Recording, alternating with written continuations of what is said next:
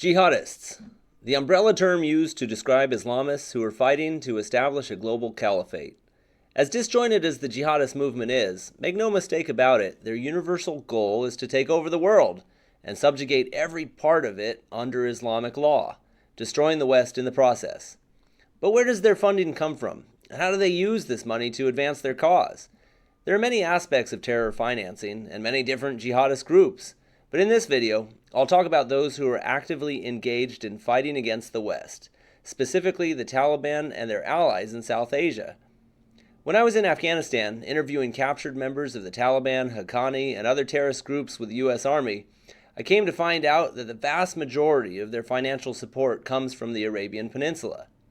In Islam, one of the pillars of the religion, known as zakat, obliges Muslims to donate around 2.5% of their wealth to charity.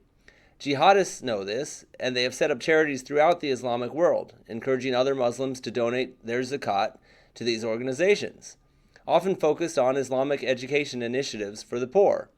They especially target oil-rich nations, such as Saudi Arabia. So a wealthy Saudi can donate 2.5% of their wealth, which can be a significant sum of money, and then disassociate himself from the actual jihadists. In order to get that money from the peninsula into Pakistan or Afghanistan, they often use mainstream methods since much of the money doesn't technically go to financing terrorism, but rather goes to advancing the ideological cause. But for much of it, they use a remarkably simple and ancient system known as hawala, a paperless money transfer system that relies on a huge network of money brokers known as hawaladars. Here's how it works. Customer A wants to send money to customer B. Customer A gives the money to a hawala operator known as a hawaladar in country A, and the hawaladar in country A then calls hawaladar in country B, verifies the identity with passwords over the phone, and then hawaladar B gives the money to customer B for a very nominal fee. The customers are now out of the equation, and hawaladar in country A now owes the hawaladar in country B the debt, which is eventually settled when a courier brings the debts owed to hawaladar B, oftentimes in the form of smuggled gold. There is no paper trail other than the bookkeeping for debts owed, and the identity of customers is never recorded. Despite being illegal in most nations, unlicensed hawala exchanges still continue to operate throughout the Middle East, and they've only recently been cracked down on in Pakistan. Once the money is at the destination, a great deal of this funding goes to the financing of Islamic schools known as madrasas. Many of these schools are actually run by the Taliban. I had several Taliban commanders tell me how it works, and how they themselves were recruited, or rather kidnapped, as kids this way. It's quite simple.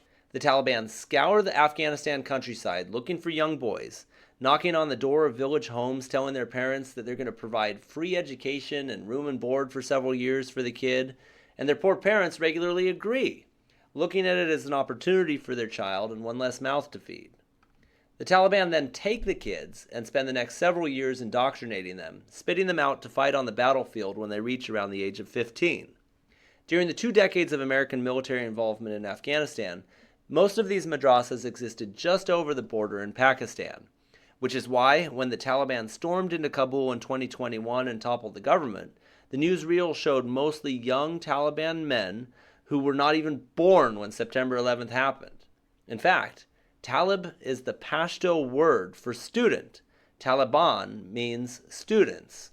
These are the students of the madrasas. The madrasas and the financing behind them are the core source of growth for the jihadist cause.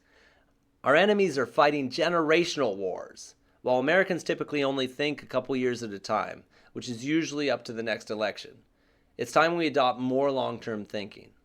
I'm Jesse Petrilla. More details on this topic are in my new book titled If It Takes 1,000 Years, which were actually the words that were told to me by a Taliban commander about how long they intend to keep fighting us.